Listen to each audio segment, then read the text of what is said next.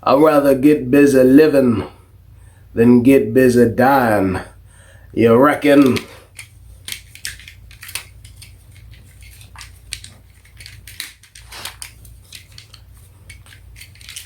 I'm your Huckleberry.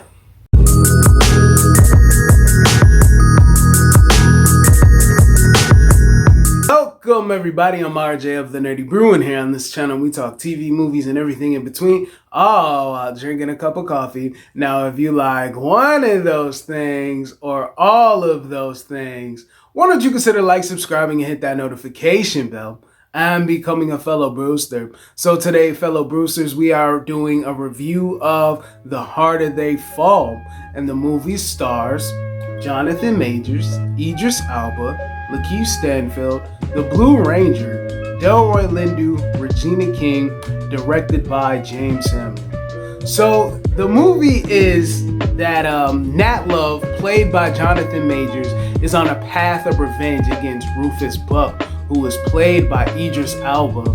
Now, Jonathan Majors finds out that he gets released from prison, that of Buck, and he wants to stifle that freedom and also gain his revenge. Nat and his crew rob thousands of dollars from Buck, and that goes into a initiation of a cycle that it caused them to have animosity to one another.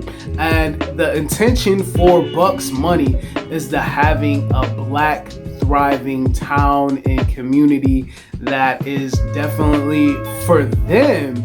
And with all of those things that happen, it makes a cycle of violence, tension, suspense, revenge, perpetuated until it comes to a climactic end with a heavy revelation. And that's pretty much the premise of the movie, and there's so much to unpack behind it and the things that they intertwined with the movie. Now, one thing that I appreciated, and they put this in the beginning of the movie, that the movie is dealing with historical figures, actual figures, but they functioned and figured out to make a fictionalized story around these historical figures. And for me personally, the only black cowboys in my knowledge of history that I knew, or black Western characters of that time period, was Nate Love and also Bass Reeves. And Bass Reeves is relatively being put back in the consciousness of popularity because of his standpoint of being the first black U.S. Marshal or lawman. And it's good to have that veteran character along with the veteran actor of Delroy Lindo, West Indian Reggie, who's always a highlight or a strong performance because he is a veteran actor. And the one thing that I knew, that there was always black cowboys after 1865. You may have some fringe history of some individuals that ended up being free during the time period of slavery, but for the most part, there were African Americans that worked on the railroads, that became farmers, that became actual herdsmen and cowboys. So that is an actual history. But to bring in these historical figures that didn't have a regular path, but some of them were outlaws, some of them were rodeo men. However they put these real names to give them highlights in this movie, and I feel like that's just a beautiful aspect. And even though the story is fictional, it ended up being a phenomenal story all the same. And with the story being all the same and having these actors, the acting in this movie was bar none, fire, just straight fire acting. And everyone had their moment to shine in this movie. I definitely love Lakeith Stanfield. I'll tell you why. Lakeith Stanfield and Delroy Lindo, for them being on opposite sides of the gangs of the Love Gang and Rufus Buck's gang. With him being Bass Reeves, they were both calculated and collected men, where they just knew what it was. don't allow me to kill you, or I won't take the situation to the next level unless I have to. I definitely love that. Regina King was definitely fierce in her performance. And when she was able to tell her story and she had a monologue, her monologue was very nuanced and very human to allow her to perform this way for us to know who this character is and why this particular character turned to villainy. And I just think it was done well. And very much so at the end of the movie. First of all, the majority of the movie, Idris Elba is a cold character.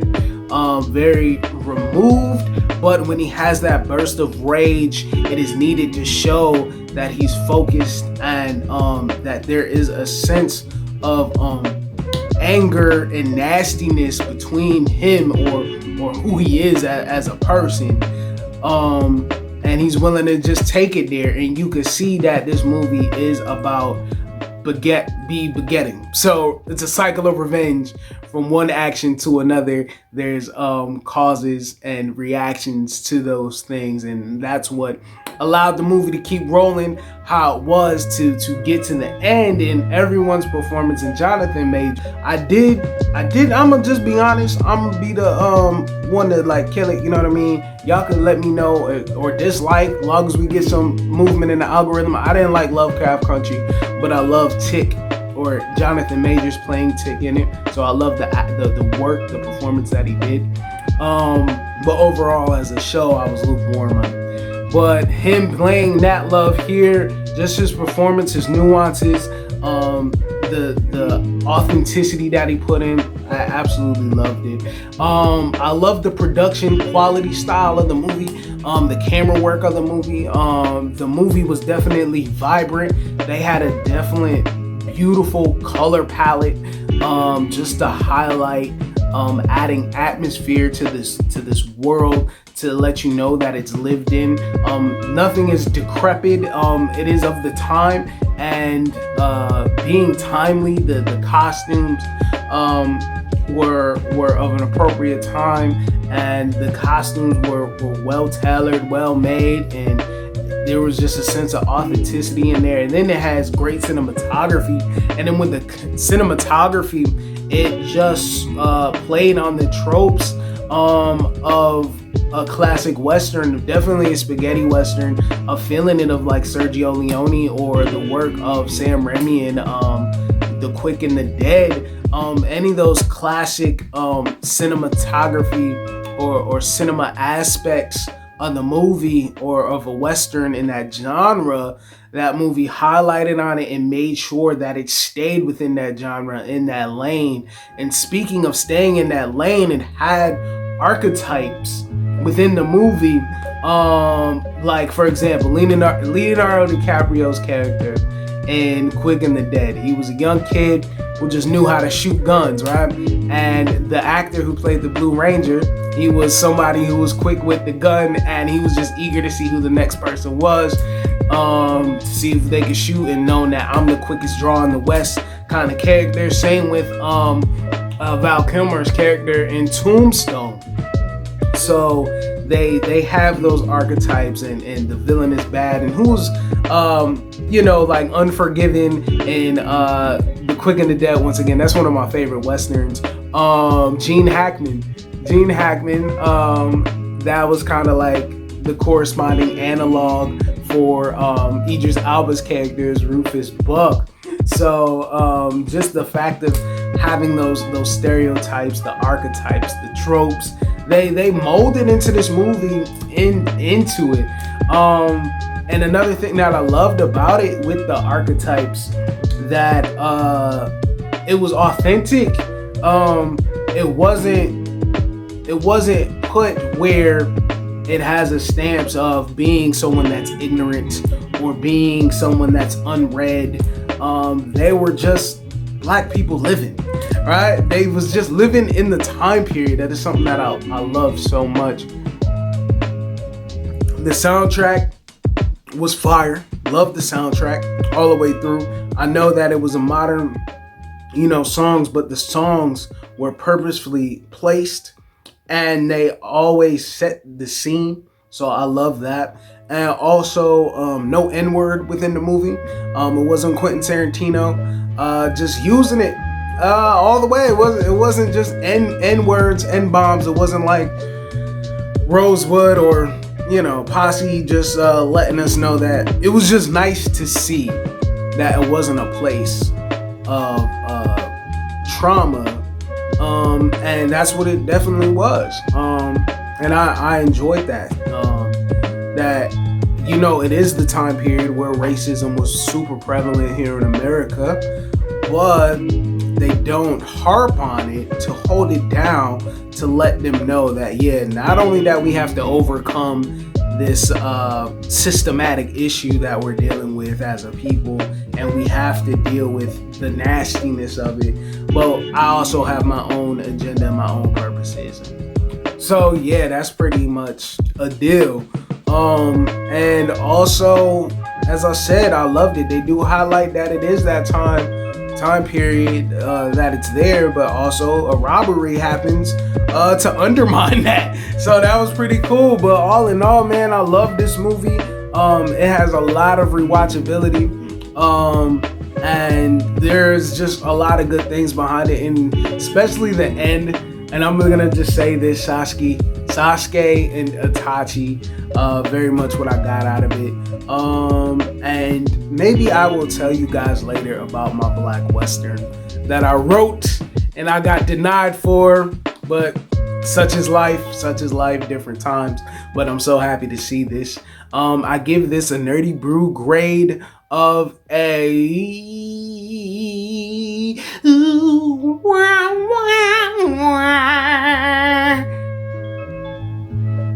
8.9. I'll give it an 80 grade of an 8.9. Now let me know your thoughts down in the comments below of The Harder They Fall. Did you see it? Did you like it? What was your favorite part? All the thoughts. And if you happen to see this video and you don't want to give a full comment, just leave a 1. Just leave a 1 here for moi. So that can just definitely help with the algorithm and show engagement. It's free charity. If you want to be generous, I accept all your thoughts. And I want to bring this video to an end. And with that, I want you to be you, do you, see the bigger picture. Have a fantastic day because you deserve it. This is that channel. Peace.